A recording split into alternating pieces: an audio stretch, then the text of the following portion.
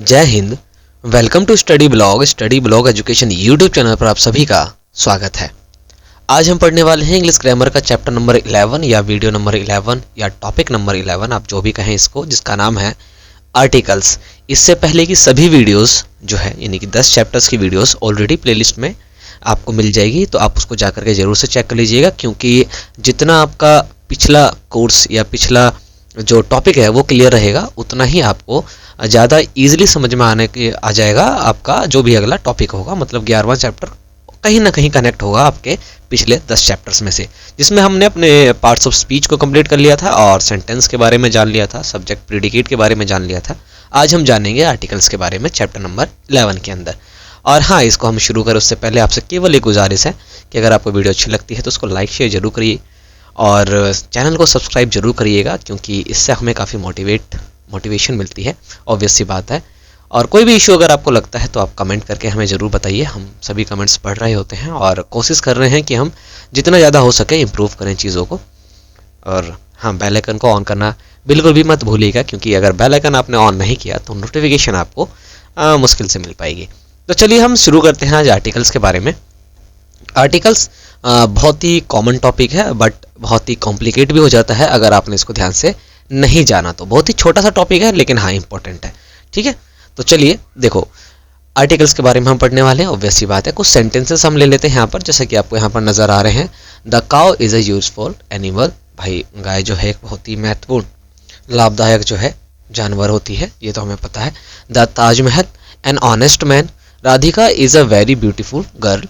He is an intelligent boy. A group of students is shouting. आप इन सब के अंदर, इन सभी सेंटेंस में एक चीज कॉमन पा रहे होंगे, वो है आर्टिकल्स का इस्तेमाल। आर्टिकल्स बोले तो ए एन या फिर दा का इस्तेमाल। ऑब्वियस सी बात है, पहले सेंटेंस में आपको स्टार्टिंग में दिख रहा है, सेकंड में भी आपको स्टार्टिंग में नजर आ रहा है, थर्ड में एन का इस्तेमाल हो रहा है, जबकि फोर्थ में ए का इस्तेमाल है, फिफ्थ में फिर से एन का इस्तेमाल है और सिक्स्थ में ए का इस्तेमाल है। देखो, ये देखने में बड़े ईजी है, ऑब्वियस सी बात है, और हम इसको बेसिकली पढ़ करके ही पढ़ चुके होंगे अगर आप थोड़ी सी बड़ी क्लास में हैं तो। और अगर आप बेसिक्स में हैं, बेसिक से शुरू कर रहे हैं, ऑब्वियस सी बात है, अगर आप छोटी क्लास में हैं तो आपके लिए कुछ नया भी हो सकता है इसके अंदर। पर देखो, आप ग्रामर पढ़ रहे हो ना, तो सीधी सी एक बात का ध्यान रखना है आपको कि ग्रामर चलता है पूरे रूल्स से, ठीक है। ग्रामर जो है वो अंदाजे से नहीं चलता, वो चलता है रूल से। उसमें कुछ नियम, कुछ कानून होते हैं उसके, ठीक है। आपको उसको ध्यान रखना है। अगर आपने रूल्स पढ़ लिए हैं और रूल्स को अगर आपने समझ लिया, देखो याद करने से ज़्यादा बेहतर होता है उसको समझ लेना, ठीक है।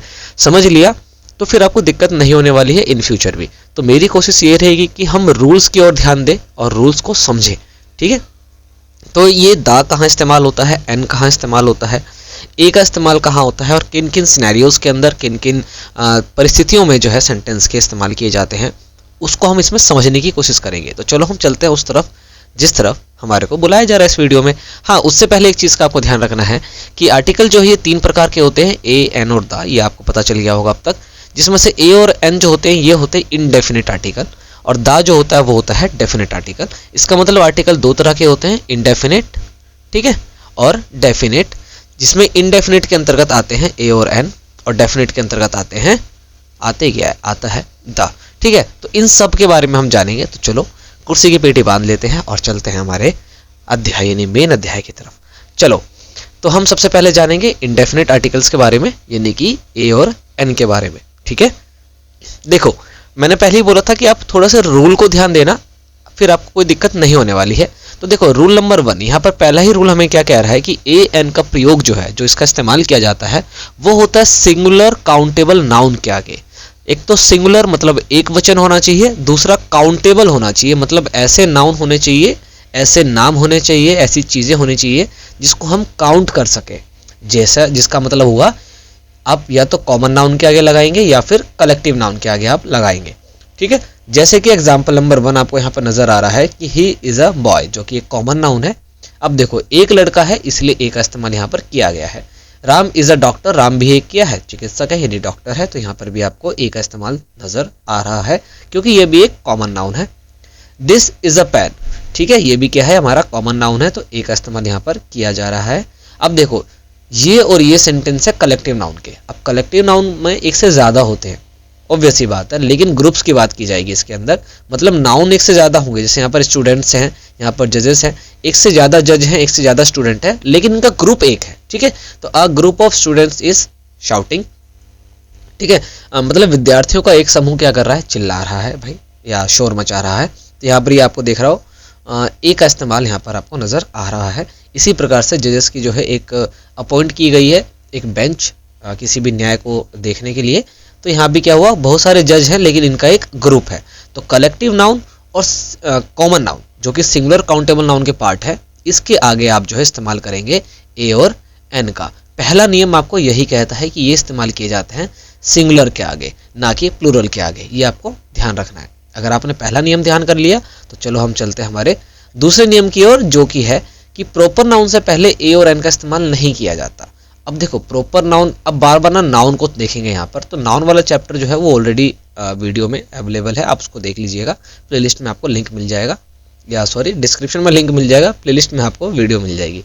ठीक है, तो ये आपको ध्यान रखना है कि नाउन क्या होते हैं, कॉमन नाउन, प्रॉपर नाउन, ठीक है, collective noun, abstract noun, material noun, ये क्या चीज़ है, कहाँ इस्तेमाल किया जाते हैं, ये आपको मालूम होना चाहिए। तब आपको पता चलेगा कि प्रॉपर नाउन के आगे जो है ए और एन का इस्तेमाल, यानी कि इनडेफिनेट आर्टिकल का इस्तेमाल नहीं किया जाता।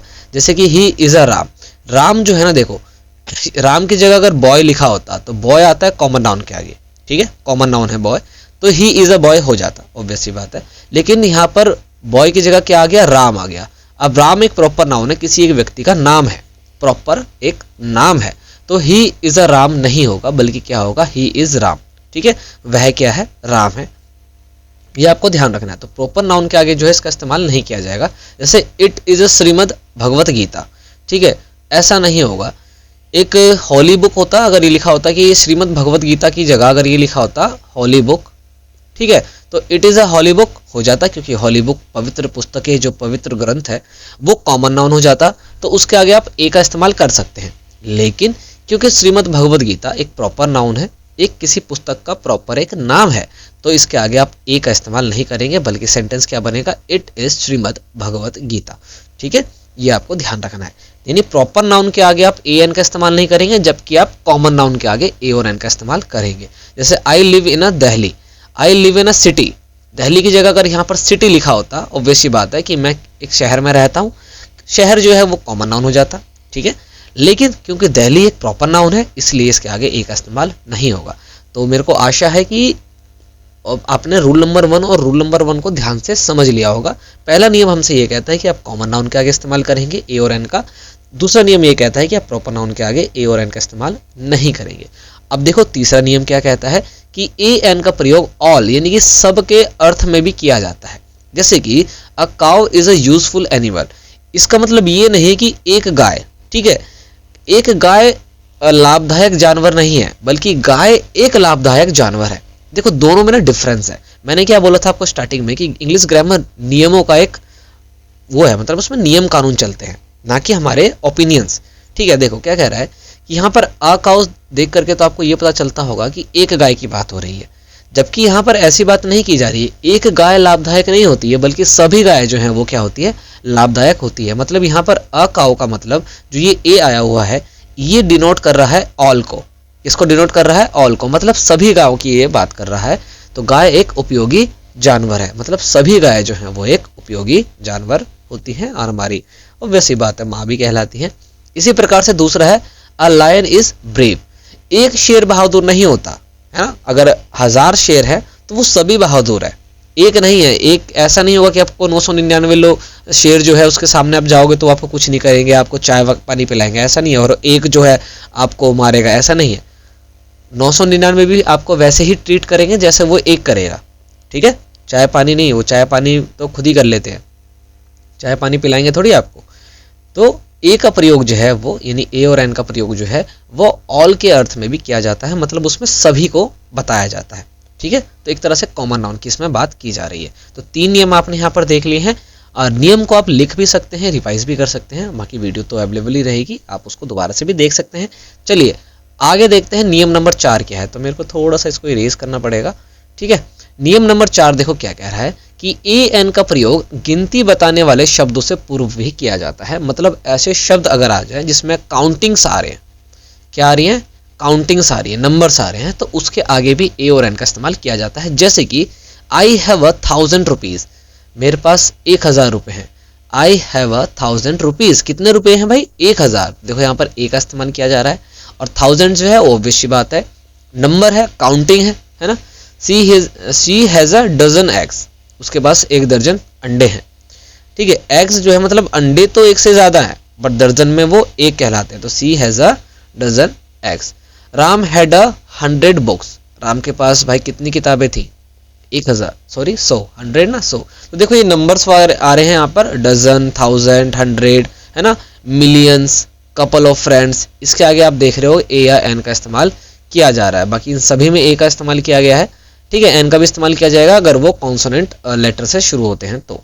ठीक है, तो Amitabh Bachchan has a millions fans on Twitter. Obviously बात है भाई, अमिताभ बच्चन एक बहुत बड़े एक्टर हैं, तो उनके मिलियंस ऑफ फैंस तो होंगे ही।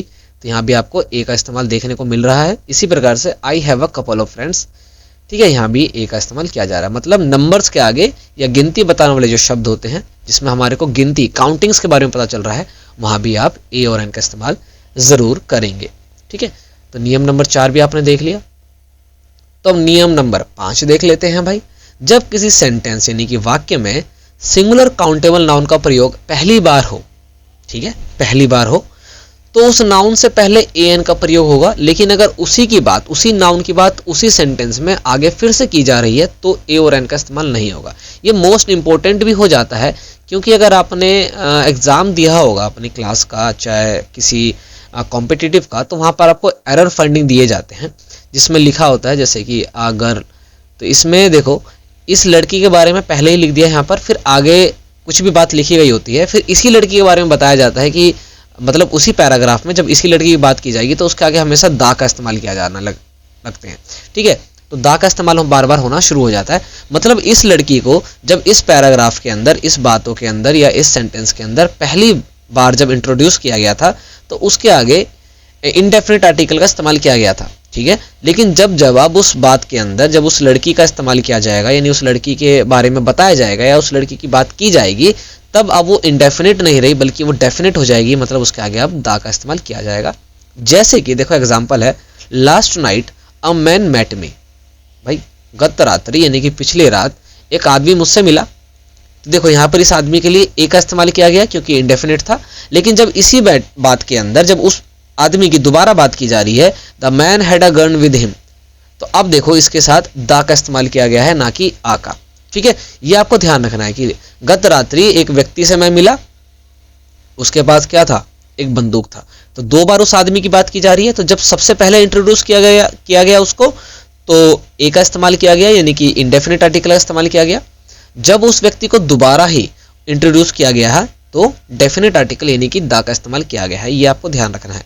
इसी प्रकार से अ बेगर केम टू मी, एक भिखारी मेरी तरफ आया। ठीक है, अब देखो इस भिखारी के लिए यहाँ पर ए का इस्तेमाल किया गया। अब दोबारा से इस भिखारी की बात की जा रही है, यहाँ पर भी, तो दोनों बार देखो दा का इस्तेमाल किया गया है। ठीक है, तो द बेगर वॉज ब्लाइंड, वो भिखारी जो है वो अंधा था, और द बेगर वॉज हंग्री, और क्या था? वो भूखा भी था। ये आपको ध्यान रखना है। रूल नंबर 5 बहुत ही इंपॉर्टेंट हो जाता है। ये एरर फाइंडिंग में भी बार बार आता है और इसमें काफ़ी गलतियां भी होती हैं, ये आपको ध्यान रखना है। ठीक है, तो रूल नंबर 5 हमें क्या बोलता है कि जब भी सेंटेंस के अंदर आपको सिंगुलर काउंटेबल नाउन जो जिसका पहली बार प्रयोग किया गया है, ठीक है, उसके बारे में आपको बता दिया गया है, तो उससे पहले तो आपको ए या एन का इस्तेमाल करना है, ऑब्वियस सी बात है। लेकिन अगर उसी नाउन की बात फिर से की जा रही है तो आप ए और एन का इस्तेमाल नहीं होगा बल्कि दा का इस्तेमाल किया जाएगा। ठीक है, अब ये ए एन का क्या किस्सा है ना, ये भी मैं बताता हूँ अभी आपको थोड़ा सा, कि ए और एन बेसिकली आप जो पढ़ते हैं ना उससे थोड़ा सा अलग है, बस थोड़ा सा अलग है, ज़्यादा अलग नहीं है, बट फिर दिक्कत नहीं होगी आपको। लेकिन उससे पहले हम जान लेते हैं रूल नंबर 6 को। रूल नंबर 6 क्या बोल रहा है कि ए एन का प्रयोग एक के अर्थ में भी होता है। दोनों का मतलब क्या होता है? एक।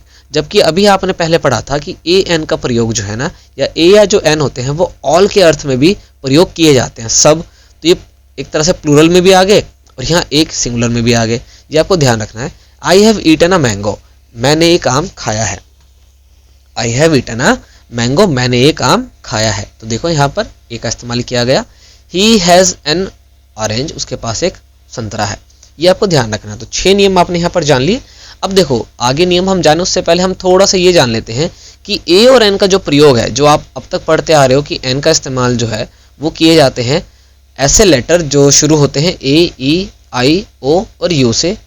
ठीक है, ये 5 वोवेल्स कहलाते हैं ना भाई। अगर इससे आपको कोई वर्ड शुरू दिखता है तो आप उसके आगे एन का इस्तेमाल करते हैं, तो यह भूल जाइए। ठीक है, इसको आप क्या करेंगे, भूल जाएंगे, ऐसा कुछ नहीं होता।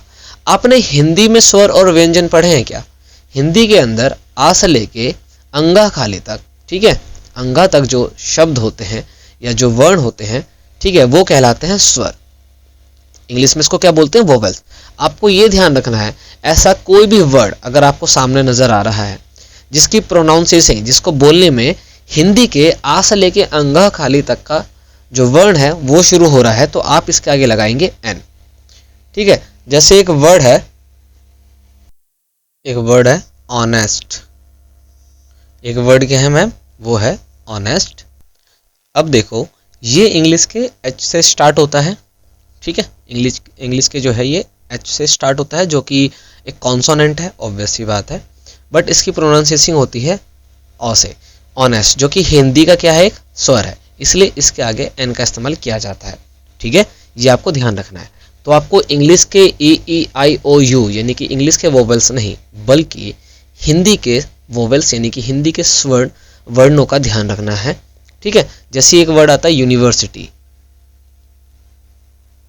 यूनिवर्सिटी विश्वविद्यालय, देखो ये यू से शुरू हो रहा है, जबकि इंग्लिश के हिसाब से तो ये यू जो है एक वोवेल है, लेकिन इसके आगे जो है ए का इस्तेमाल किया जाता है, ना कि एन का। क्यों? क्योंकि हिंदी के या से शुरू होता है। ठीक है, इसलिए आपको ध्यान रखना है, ये पहली नियम है इसकी। ठीक है, और एक और नियम है, वो इसको फिर से डिलीट कर लेते हैं, वो ये है कि आपको एन का इस्तेमाल जो है, देखो जहां पर एन का इस्तेमाल नहीं हो रहा वहां तो ए का होगा, इसलिए मैं एन का बता देता हूं। जहां भी आपको नाउन के साथ एडजेक्टिव देखने को मिल जाए, जैसे मोटा आदमी, मतलब आपको विशेषण और संज्ञा दोनों देखने को मिल रहा है एक साथ, इसके बीच में कोई शब्द नहीं आना चाहिए, तो इसके आगे आप इस्तेमाल करेंगे ए और एन का। ठीक है, इसके आगे जो है आप आर्टिकल का इस्तेमाल करेंगे, अ फैट मैन। ठीक है, ये आपको ध्यान रखना है। तो आर्टिकल का इस्तेमाल में 2 नियम सबसे जरूरी हो जाते हैं। पहला तो ये कि ए और एन का इस्तेमाल जो है वो हिंदी के स्वर व्यंजन नहीं, हिंदी के स्वर और व्यंजन के की तरीके से इस्तेमाल किए जाएंगे, ना कि इंग्लिश के। और दूसरा ये, अगर आपको नाउन के साथ एडजेक्टिव या मैं लिख दूं एडजेक्टिव के साथ नाउन एक साथ देखने को मिले, मतलब अलग अलग नहीं, इसके बीच में कोई शब्द नहीं आना चाहिए, मोटा आदमी, पतला आदमी, छोटा आदमी, है ना, कैसा भी, उसका विशेषण भी बताया गया है और साथ में जो है नाउन है उसके ही, तो आपको आगे जो है ए का इस्तेमाल करना है। जैसे ईमानदार आदमी, ईमानदार आदमी या व्यक्ति जो भी है, ठीक है, तो ऑनेस्ट मैन, इसके आगे आप इस्तेमाल करेंगे एन का, एन ऑनेस्ट मैन। ठीक है, ये आपको ध्यान रखना है। तो 6 नियम ये हो गए और कुछ ये नियम हो गए, ये आपको ध्यान रखना, आगे शायद आपको मिल जाए। अब देखो इंडेफिनिट आर्टिकल का नियम नंबर 7 क्या है, खैर ए एन का प्रयोग जो है ना एडजेक्टिव से पहले नहीं होता, जो कि अभी जस्ट मैं आपको बता रहा था। एडजेक्टिव के बाद नाउन भी जरूरी है। जैसे ऑनेस्ट केवल लिखा हुआ है, ठीक है, केवल क्या लिखा हुआ है, ऑनेस्ट, तो एन का इस्तेमाल नहीं होगा क्योंकि ये केवल क्या है, एडजेक्टिव है। लेकिन ऑनेस्ट मैन एडजेक्टिव के साथ ही क्या आ गया, नाउन, तो एन का प्रयोग हो गया, यानी कि आर्टिकल का प्रयोग हो गया, जो कि अभी जस्ट मैंने आपको बताया।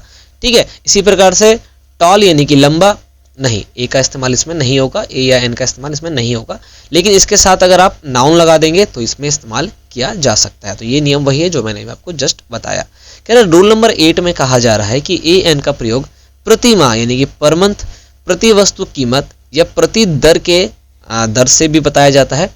अब देखो ये क्या चीज है, प्रति माह, पर मंथ, जैसे कि Ram runs 10 kilometre an hour, Ram जो है ना 10 किलोमीटर दौड़ जाता है प्रति घंटे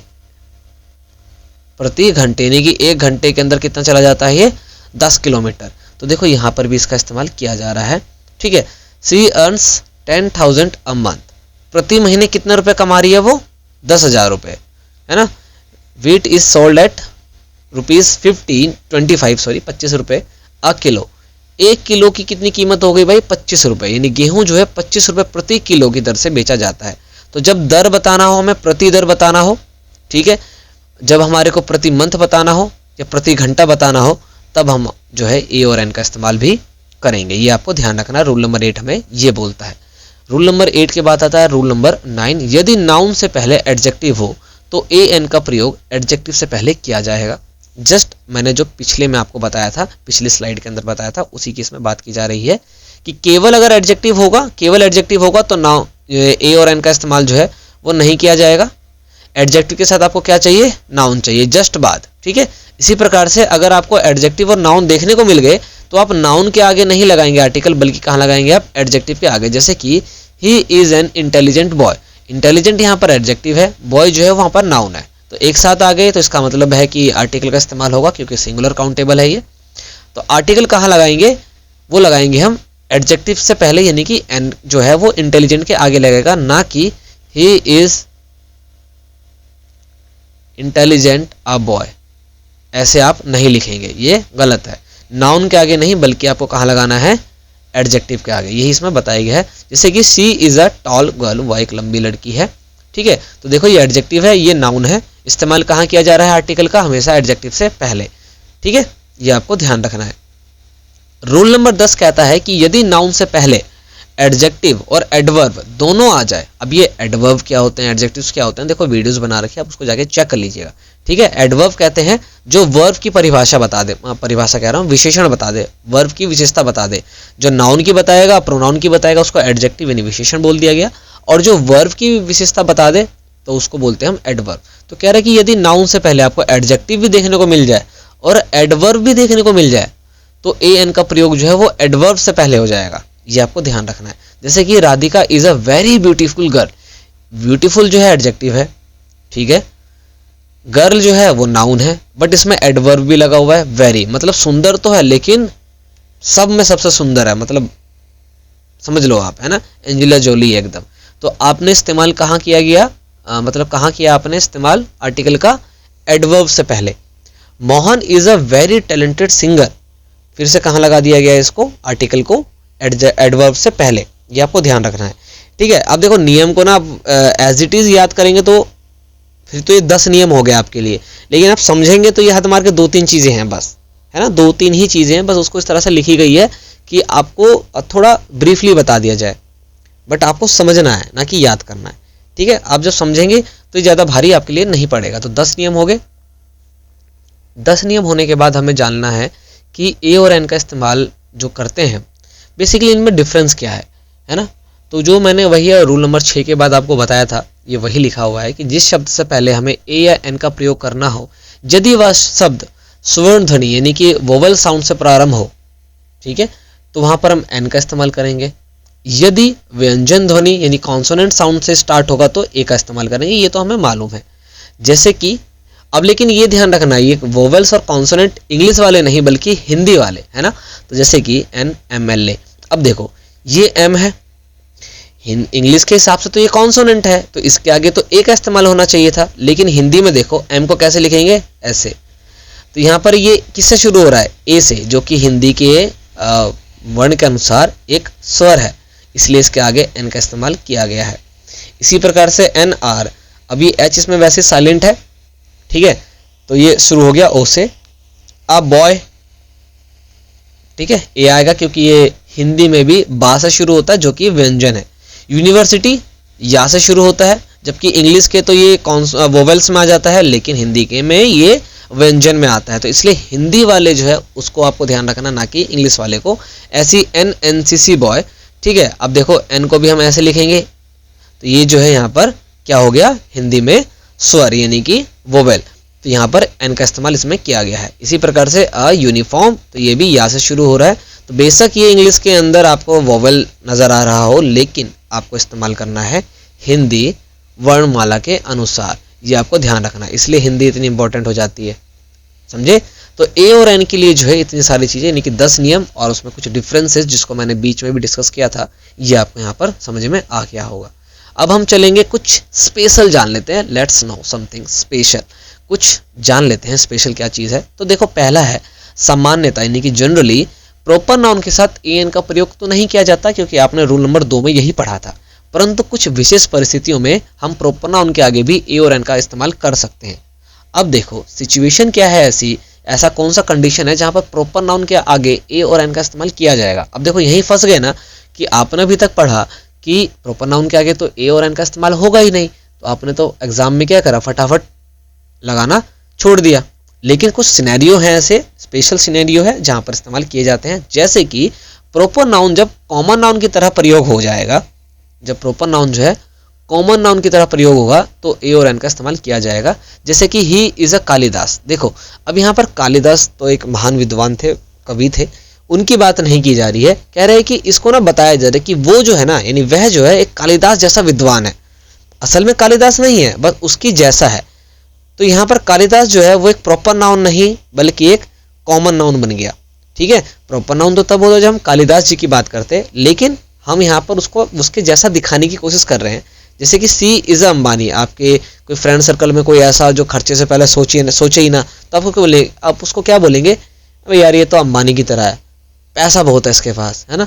तो वो अंबानी नहीं हुई, वो क्या होगी, अंबानी जैसे कि पैसे। अब अंबानी मतलब धनी व्यक्ति है ना, अंबानी मतलब धनी, तो वो अंबानी के जैसे धनी है। तो यहाँ पर अंबानी जो है वो कॉमन नाउन हो गया। ठीक है, you are a James Bond, है ना, ऐसे जासूस होते हैं हर एक लड़कों के अंदर, लड़कियों का नंबर निकालने में एक दोस्त होता है ना सर, जो फटाफट निकाल लेता है, उसी को बोलते हैं जासूस। तो वो जेम्स बॉन्ड नहीं है असल में, जेम्स बॉन्ड क्योंकि प्रॉपर नाउन है तो जेम्स बॉन्ड नहीं है, बल्कि जेम्स बॉन्ड जैसा जासूस है। अब देखो जेम्स बॉन्ड, अंबानी, कालिदास, इनकी ना अपनी एक छवि है। जैसे कालिदास अगर आपके दिमाग में आएगा तो इसका मतलब होगा एक कवि या एक महान विद्वान। अंबानी अगर आपके दिमाग में आएगा तो अंबानी से आपके दिमाग में एक ही चीज़ आएगा, वो है पैसा, है एंटीलिया घर, दुनिया का सबसे बड़ा रहने वाला घर, सबसे क्या बोलते हैं उसको, सबसे एक्सपेंसिव, है ना।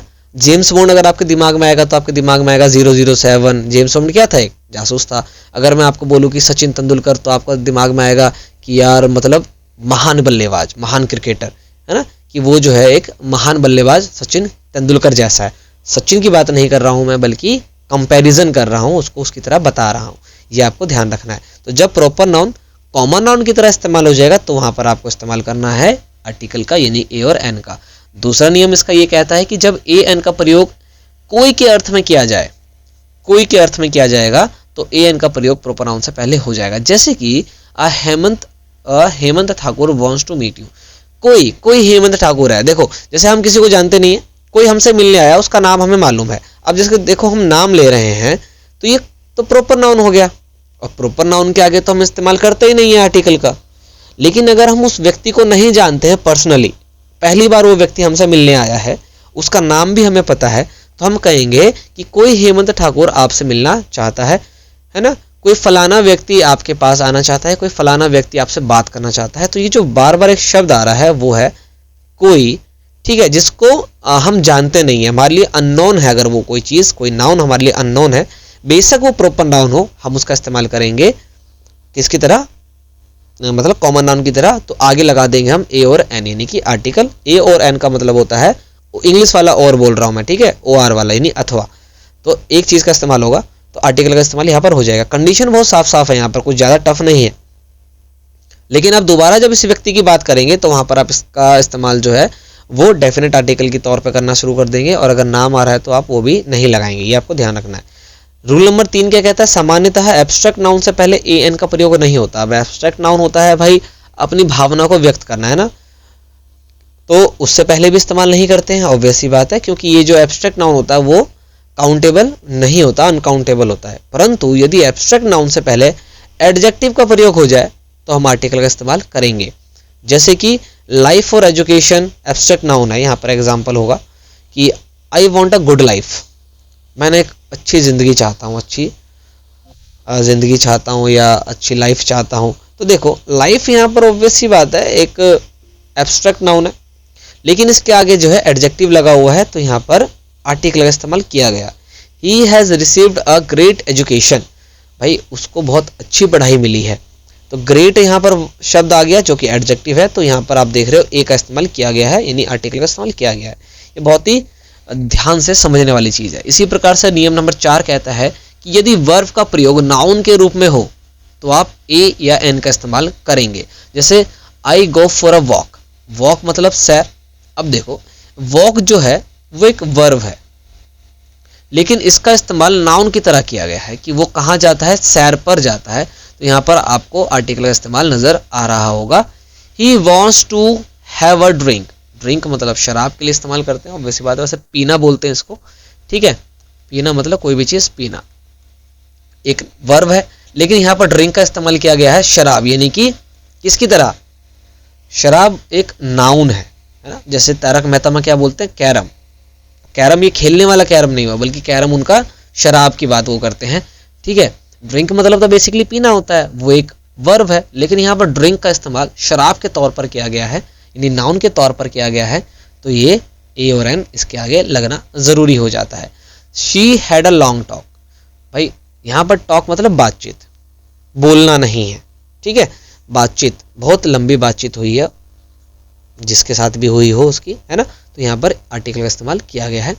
ए एन का प्रयोग कुछ अनकाउंटेबल नाउन के साथ भी होता है, ठीक है। पांचवा नियम हमें ये कहता है, जैसे कि हैव अ शावर, अब भैया गिन के पानी की बूंदे तो अपने ऊपर नहीं गिराते हो ना आप, बट आर्टिकल का इस्तेमाल यहाँ पर होता है। जैसे कि हैव अ कन्वर्सेशन, कोई गिन करके तो बातें करता नहीं है, बट उसके आगे आपको ध्यान देना है कि ए और एन का इस्तेमाल किया जाएगा। Have a chat, have a share, have a dream, have a fight. चलो लड़ ही लेते हैं यार, और क्या, सिंपल सी बात है। तो ये जो 5 नियम है ना, ये बहुत इंपॉर्टेंट हो जाते हैं यहाँ पर, ये आपको ध्यान रखना है। ये वो 5 नियम है जो हमें ये बता रहे हैं कि प्रॉपर नाउन के आगे भी आप, या एब्स्ट्रैक्ट नाउन के आगे भी, या फिर अनकाउंटेबल नाउन्स के आगे भी आप आर्टिकल का इस्तेमाल कर सकते हैं, बट ये 5 कंडीशंस उसकी है, ये आपको ध्यान रखना है। आप जो है इसका स्क्रीनशॉट भी ले सकते हैं। तो 10 नियम वो हो गए जो पहले, जिसमें हमें ये बताया गया कि कहाँ कहाँ इस्तेमाल कर सकते हैं और कहाँ नहीं कर सकते हैं, और ये 5 वो नियम है जहाँ पर ये बताया जा रहा है कि जहाँ नहीं कर सकते हैं वहाँ भी किस तरह से कर सकते हैं। बड़ा कन्फ्यूजन लग रहा है, लेकिन नहीं, ऐसा नहीं है, आपको समझना है। अगर आप समझ जाएंगे तो ये बहुत ईजी रहेगा आपके लिए। तो यहाँ पर हमने कंप्लीट कर लिया हमारे इनडेफिनेट आर्टिकल के पोर्शन को। अब हम चलते हैं हमारे डेफिनेट आर्टिकल यानी कि दा की ओर। देखो ये इसका नियम नंबर 1 है, नदियों यानी कि रिवर्स, सागरों या महासागरों के नाम से पहले दा का प्रयोग होगा, ठीक है। जैसे कि the Ganga, the Thames, the Yamuna, the Red Sea, the Dead Sea, the Black Sea, the Pacific Ocean, the Indian Ocean, the Atlantic Ocean. यानी आपको कहीं भी नदियों के नाम देखने को मिल रहे हैं, सागरों के या महासागरों के नाम देखने को मिल रहे हैं, तो आप इसके आगे दा का इस्तेमाल जरूर करेंगे। या फिर कोई यूनिवर्सल चीज़ है, ठीक है, जैसे सूरज, चांद, पृथ्वी, इसके आगे भी आप दा का इस्तेमाल करेंगे। रूल नंबर 2 हमसे कह रहा है कि पर्वत श्रेणियाँ, ये जो सीरीज ऑफ माउंटेन है, उससे पहले भी हम दा का इस्तेमाल करते हैं। जैसे कि द हिमालयाज, हिमालय में जितनी जो हिमालय की श्रेणी है उसमें माउंट एवरेस्ट आ गया, कंचनजंगा आ गया, है ना, ये जो चीज़ें आ रही हैं इसके अंदर, आप इसके आगे जो है इस्तेमाल करेंगे दा का। जैसे द विंध्यंस, विंध्यंस भी एक माउंटेन रेंज है, या अल्प भी एक माउंटेन रेंज है। तो माउंटेन रेंज के आगे आप इस्तेमाल करेंगे, बट माउंटेन नाम के आगे आप इस्तेमाल नहीं करेंगे। अगर उन माउंटेन्स के नाम है, जैसे कि माउंट एवरेस्ट जो कि हिमालय का ही एक क्या है, हिमालय रेंज के अंदर ही है, सबसे ऊंची, विश्व की सबसे ऊंची ये पर्वत है, तो पर्वत का अगर नाम आ रहा है तो आप आर्टिकल दा इस्तेमाल नहीं करेंगे, ठीक है, आप उसको वैसे ही ब्लैंक छोड़ेंगे। लेकिन उसकी श्रेणी बताई जा रही है कि वो किस सीरीज का माउंटेन है, तो आप दा का इस्तेमाल करेंगे, ठीक है। जैसे द विंध्यंस, इसके अंदर नंदा देवी पर्वत है, तो नंदा देवी पर्वत जो है उसके आगे आप दा का इस्तेमाल नहीं करेंगे, किसी भी चीज़ का इस्तेमाल नहीं करेंगे। लेकिन उसकी श्रेणी बताई जा रही है कि वो किस श्रेणी में आता है, तो आप उसके आगे दा का इस्तेमाल करेंगे, ठीक है। यही बता रखा है यहाँ पे कि पर्वत की चोटी यानी कि पीक ऑफ माउंटेन्स के नाम से पहले दा का प्रयोग नहीं होता, ठीक है, जबकि दा का प्रयोग सीरीज ऑफ माउंटेन्स के आगे किया जाता है। रूल नंबर 3 और 4 आपके सामने है कि धार्मिक, ये आगे क्यों भाग गया, अब आ गया, कि धार्मिक ग्रंथों के नाम से पूर्व, जो धार्मिक किताबें हैं हमारी, उनके नाम से पहले दा का प्रयोग होगा। जैसे कि रामायण, कुरान, गीता, बाइबल, इन सभी के नाम के आगे जो है दा का इस्तेमाल किया जाएगा, डेफिनेट आर्टिकल का इस्तेमाल किया जाएगा, ठीक है। तो जैसे कि the Ramayana, the Quran, the Gita, the Bible. Rule number 4 हमसे कहता है कि दा का प्रयोग उन चीज़ों के लिए होता है जो दुनिया में केवल एक या अनूठी यानी कि यूनिक हो। जैसे कि सूरज, चांद, पृथ्वी, आसमां, ये सभी जो है दुनिया में एक है या फिर अनूठी है, यूनिक है, यूनिवर्सल है। तो the sun, the moon, the east, the sky. वैसे जो है आप डायरेक्शन के लिए भी दा का इस्तेमाल ही करते हैं। जैसे कि अब हेवन, हेल, गॉड, पार्लियामेंट, ठीक है, इससे पहले दा का प्रयोग नहीं होता। देखो कंडीशंस भी बताई गई हैं साथ साथ में, इसलिए आपको थोड़ा सा ध्यान देने की जरूरत है, ठीक है, क्योंकि स्वर्ग आपने देखा नहीं है, नरक आपने ऑब्वियसली बात है देखा नहीं है, भगवान देखा नहीं है, तो इनके आगे दा का इस्तेमाल नहीं किया जाता, जबकि इनके बारे में लिखी हुई किताबों के आगे दा का इस्तेमाल किया जाता है। तो ये 4 नियम है, इसको फटाक से अगर हम रिवाइज करें तो पहले में ये बोला जाता है कि जहाँ भी आपको नदियों के नाम, सागरों के नाम, महासागरों के नाम देखने को मिल जाए तो आप जो है दा का इस्तेमाल करेंगे। ठीक है। दूसरे में नियम में ये बोला गया है कि जहाँ पर सीरीज ऑफ माउंटेन की बात की जा रही है, मतलब बहुत बड़ी पर्वत श्रृंखला है जिसमें बहुत सारे माउंटेन्स है, तो आप उसके आगे दा का इस्तेमाल करेंगे, जैसे कि दा हिमालयस, दा विंध्यस, दा अल्प्स। ठीक है। लेकिन अगर एक एक पर्वत का नाम दिया गया है तो आप दा का इस्तेमाल नहीं करेंगे। रूल नंबर 3 हमसे ये कहता है कि किताबें, है ना, धार्मिक ग्रंथ अगर आपके पास है, उसका नाम अगर आपको दिया गया है तो आप उसके आगे दा का इस्तेमाल करेंगे। रूल नंबर 4 हमसे ये कहता है कि कोई चीज़ अगर दुनिया में यूनिक है या केवल एक है तो आप उसके आगे दा का इस्तेमाल करेंगे, लेकिन हेवन, हेल, गॉड, पार्लियामेंट, इन सब के आगे आप दा का इस्तेमाल नहीं करेंगे। तो 4 नियम ये फटाक से हमने दा के समझ लिए यहाँ पर। नियम नंबर 5 भी बड़ा मज़ेदार है और वो हमसे कहता है कि जितनी भी ऐतिहासिक इमारतें हैं, यानी कि हिस्टोरिकल बिल्डिंग्स है, या ऐतिहासिक स्थान है यानी कि हिस्टोरिकल प्लेसेस है, या फिर ऐतिहासिक घटना, कोई हिस्ट्री के अंदर बहुत अच्छी इवेंट, कैसी भी इवेंट मतलब अगर हुई है तो उसके आगे आप दा का इस्तेमाल करेंगे, जैसे कि द ताजमहल। ठीक है। ताजमहल जो है एक ऐतिहासिक इमारत है तो इसके आगे हमने दा का इस्तेमाल किया। इसी प्रकार से कुतुब मीनार, लाल किला, गांधी मैदान, काबा, पेंटागन, ये सब कुछ जो है या तो ऐतिहासिक इमारत के तौर पर आती है, या स्थान के तौर पर आती है, या फिर कोई ऐतिहासिक घटना के तौर पर आती है, जैसे कि the battle of Chamkaur, the French revolution, the English revolution. ठीक है। ये कुछ घटनाएं हैं तो इनके आगे जो है हम दा का इस्तेमाल करेंगे। 6 रूल जो है वो हमसे ये कहता है कि सुपरलेटिव डिग्री, अब डिग्री ऑफ एडजेक्टिव होती है, ठीक है, पॉजिटिव, कंपैरेटिव, सुपरलेटिव। तो सुपरलेटिव डिग्री अगर आपको देखने को मिल रही है कहीं पर तो आप दा का इस्तेमाल करेंगे। He is the best student, मतलब गुड, बेटर, बेस्ट, मतलब वो सबसे या सबसे सर्वश्रेष्ठ विद्यार्थी है। तो यहाँ पर आपको सुपरलेटिव डिग्री देखने को मिला तो यहाँ पर आपने उससे पहले दा का इस्तेमाल किया है। Radha is the most beautiful, ठीक है, beautiful, more beautiful, most beautiful. तो Radha is the most beautiful girl in the class. Radha जो है अपनी क्लास में सबसे ज़्यादा सुंदर है, और राधा तो ऑब्वियस सी बात है सबसे ज़्यादा सुंदर है, और मैं राधा, कृष्ण राधा की बात कर रहा हूँ। ठीक है। तो यहाँ भी दा का इस्तेमाल किया गया है। इसी प्रकार से तीसरा है स्वामी सर्वप्रिय आनंद इज द वाइजेस्ट मॉन्क। ठीक है। तो वाइज, वाइजर और वाइजेस्ट, तो सुपरलेटिव डिग्री अगर आपको देखने को मिल रहा है तो उसके आगे आप दा का इस्तेमाल करेंगे, क्योंकि सुपरलेटिव डिग्री जो है ना वो उसको यूनिक बना देती है किसी भी चीज़ को। एक क्लास में बहुत सारे बच्चे हैं, 50 बच्चे बैठे हुए हैं, कुछ बुद्धिमान हो सकते हैं, कुछ बहुत ज़्यादा बुद्धिमान हो सकते हैं, लेकिन कुछ होंगे या कोई एक होगा जो सबसे बुद्धिमान होगा, है ना। कुछ जो है सुंदर हो सकते हैं, कुछ उनसे भी सुंदर हो सकते हैं, लेकिन एक होगा जो सबसे सुंदर होगा। तो वो जो एक बार बार आ रहा है ना, उन सब में जो एक रह जाता है, अमंग ऑल, सब के अंदर जो एक सबसे यूनिक कहलाता है, उसी को सुपरलेटिव डिग्री के अंतर्गत रखा जाता है, और उसके आगे हम दा का इस्तेमाल करते हैं। नियम नंबर 7 यानी कि रूल नंबर 7 हमसे कह रहा है कि दा का प्रयोग किसी सिंगुलर कॉमन नाउन से पहले किया जाता है जिससे पूरी जाति का बोध होता हो। ठीक है। अब देखो क्या है कि the cow is a useful animal. ठीक है। The cow is a useful animal, यहाँ पर सभी गाय की बात की जा रही है, ना कि एक गाय की। The dog is a faithful animal, इसी प्रकार से सभी कुत्ते जो हैं वो वफादार होते हैं। The lion is a dangerous animal, obvious सी बात है भाई, सभी शेर जो हैं वो क्या है, डेंजरस होते हैं। तो मैं बार बार सभी नहीं बोल करके क्या करूंगा, मैं इसके आगे दा का इस्तेमाल करना शुरू कर दूंगा। मतलब सभी गाय लाभदायक पशु है ये नहीं बोलेंगे, हम क्या बोलेंगे, the cow is a useful animal. ठीक है। तो सभी के लिए जो है इस्तेमाल किया जा रहा है, जहाँ पर सिंगुलर कॉमन नाउन, सभी की बात इसमें की जा रही है, पूरी जाति की बात की जा रही है। मतलब अभी जैसे गाय की भी बहुत सारी प्रजाति होती है ना, अलग अलग रंग हो सकते हैं, हाइट हो सकती है, या कुछ ज़्यादा दूध देने वाली, कुछ कम दूध देने वाली हो सकती है। तो गाय जब मैंने बोला तो सभी गाय की बात कर ली, इसके अंदर जितनी भी गाय हैं सब आ गए इसके अंदर। जब मैंने डॉग बोला तो पालतू, ये ब्रीड, वो ब्रीड, जिस ब्रीड का कुत्ता हो सब आ गया इसके अंदर। जब मैंने लायन बोला तो छोटा बच्चा, बड़ा बच्चा, शेर का, सब शेर इसके अंतर्गत आ गए हैं। तो ये जो सभी की बात हो रही है, इसके आगे हम दा का इस्तेमाल करते हैं। रूल नंबर 8 हमसे कह रहा है कि दा का प्रयोग ऑर्डिनल एडजेक्टिव यानी कि क्रमवाचक विशेषण से पहले भी किया जाता है, जहाँ पर इसका प्रयोग नाउन के बाद हो। जैसे कि the first prime minister of India was Pandit Jawaharlal Nehru, 17 साल तक शासन किया था। ये लॉन्गेस्ट टाइम पीरियड है किसी भी प्रधानमंत्री का रूल करने का हमारे देश में।